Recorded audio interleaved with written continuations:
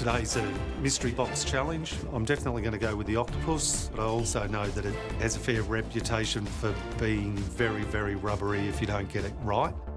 Colin, Yes? you've been brave, aren't you? I am. You're going the octopus. What are you doing with this? Colin. Belting it.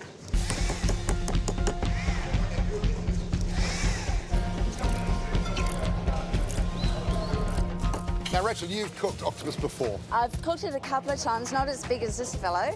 What's the dish? I'm just calling it grilled octopus on seared pears.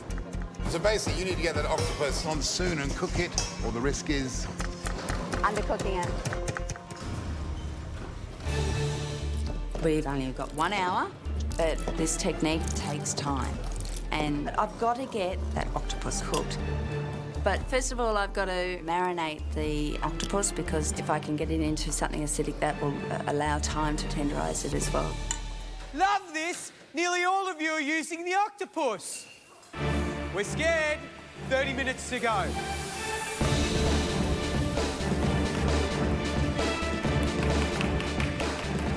Is yours hard to cut through? Are you going to peel it? I have no idea.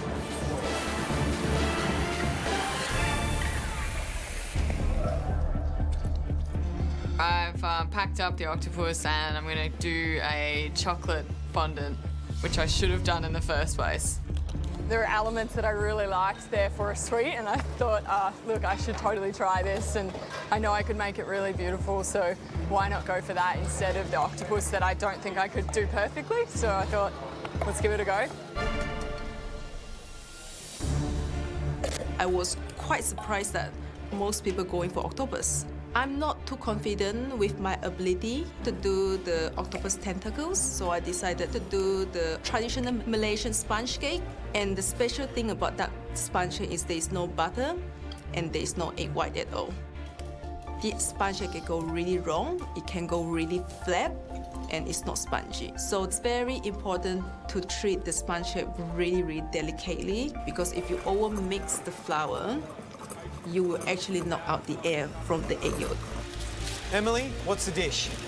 I'm going to make an egg yolk sponge cake. So I'm going to cook it with wort juice, make it a syrup, and then blend into the thickened cream and make a cream base for my sponge cake. Oh, yeah. Looking great. Love how you're really delicate with it. This could be a really lovely dish. Thank you. Everybody is going to go for the octopus, and I definitely want to do something different so that I can stand out. I'm doing a balsamic poached pear with a chocolate ganache and a crumble, and I'm just experimenting with a few other things. I'm not 100% sure yet how it's going to finish. The main thing I'm concerned with is making sure that my pear is cooked perfectly. Traditionally in MasterChef, there's a lot of undercooked hard pears, and that's something that I definitely want to avoid. Having walked around, I still think it's a really tough mystery box. Which one do you pick? Do you go the octopus and test an idea, or do you go with something tried and true? You know, like a chocolate and a pear tart. There's a few chocolate tarts. Scott's doing a chocolate tart. Chashi's doing a chocolate tart. Emily's doing a lovely egg yolk sponge cake, which is a Malaysian dish with a little boshy syrup over the top. Yeah. I love the sound of that. Rachel, I really like what she's doing. But she's made a marinade, though, with acid, hasn't she? Yes, so she's 'Cause using used the pear acid to shoot. break down the structure of the octopus. I am just so impressed. They have pulled it out so many different ways, and I know, you know, some of it just won't work, but they've learned something.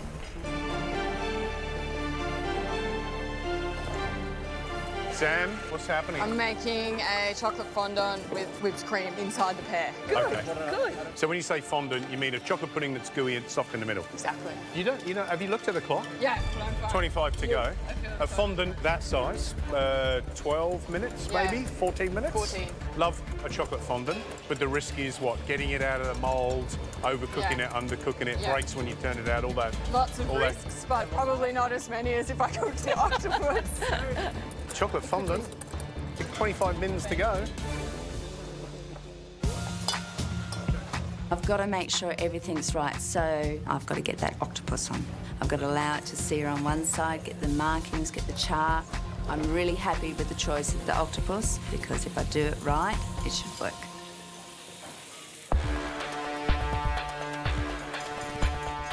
I'm just making some parsley farfalle to go with my octopus. I extract the chlorophyll from the parsley and mix that through my pasta dough.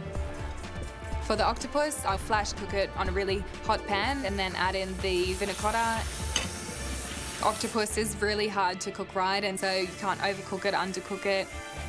I have a taste of the octopus. To me, it tastes good, so I'm pretty happy with everything so far.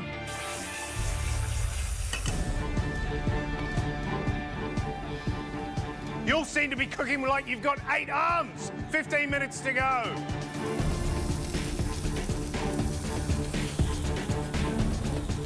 Has anyone got a tender piece yet? That is not right. That's like eating leather. It's terrible. I get my fondant in the oven. I've got less than 15 minutes to go, but fondant needs between 12 and 16 minutes, depending on the oven. So I raise the temperature quite a lot in the hope that it will cook properly. I have no idea whether I'm going to get this done. It's right on the edge.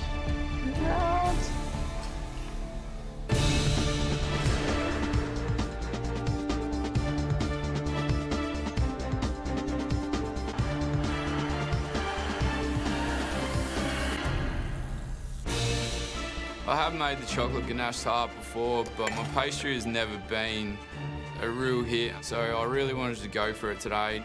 Got my tart in the fridge, that's just cooling. The majority of everyone today has done octopus, but I'm really happy and I've gone with the dessert. I think I've done a really good dish today.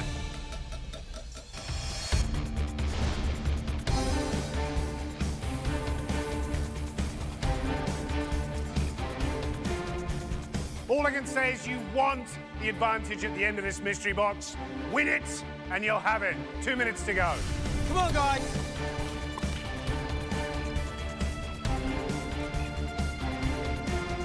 Oh, wow. That looks amazing. Good job. I know I've got to take my octopus off. It's getting really, really close, so I tasted it and it had a bit of a bounce, but it wasn't like chewing tar. As long as it's not chewing tar, I'm very happy. 30 seconds, guys. So I get my fondant out of the oven and the fondant isn't cooked all the way through. I can see straight away that it won't stand up. It's collapsed. My fondant hasn't worked. This is terrible. 10 seconds to go. 9, 8, 7, 6, 5, 4, 3, 2, 1. That's it. Tools down. Well done. Well done, guys. Well done, guys.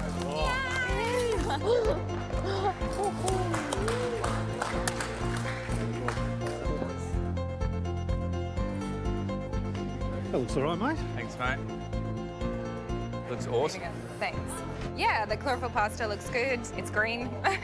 Tastes a bit like parsley, which is what I wanted, just to add that parsley element to the octopus. I hope Maggie believes in how I treated it and how it's turned out. I'm happy of the texture, but it's all in the cooking gods now. We love a tricky mystery box, and I think that was your first. Octopus and chocolate. You had 1 hour to give us a delicious dish and impress Maggie. And of course, what's at stake here? An unbelievable advantage in the next challenge, the invention test. I think winning any challenge is important. You never know what could be thrown at you in this competition, so having an advantage is massive. We're looking for the top 5 dishes. And the first dish we've chosen to taste is a dessert. And it's Kira's we'd like to see.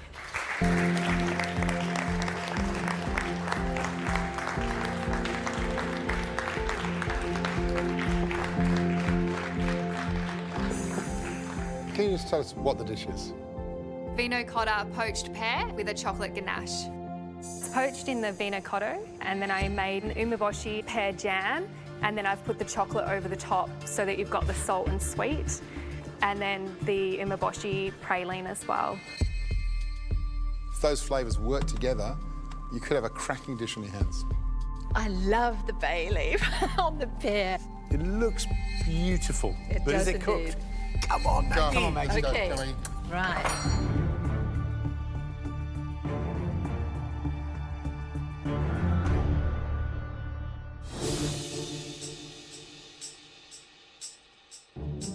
Right.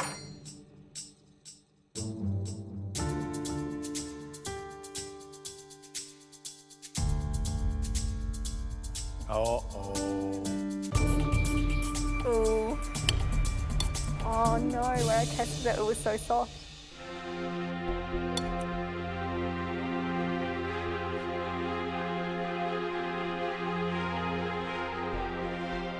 It was hard to spoon out, but really, once I have it in the mouth, it's tender. Okay. For me, the pear's still got some resistance, but the combination of the chocolate and the boshy plum is beautiful. I think in terms of how it tastes and also how adventurous you've been, I think it's a really good effort. And you keep putting yourself down as someone to watch. Thank you Thanks, so much.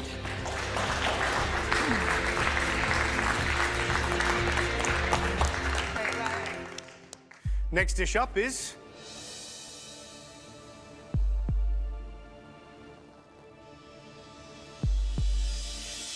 Sarah.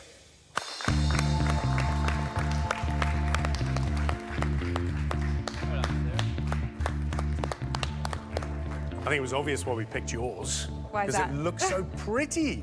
Looks absolutely beautiful with these little green farfalle just pressed together so delicately. Tell us what it is. So it's pan-seared octopus with the parsley farfalle and verjuice mayonnaise. How many of you out there think Sarah's a threat when she can cook like that? Oh my God. The question is, I suppose, is whether or not the octopus is tender. Yeah, exactly. Maggie, ladies first. I would love to.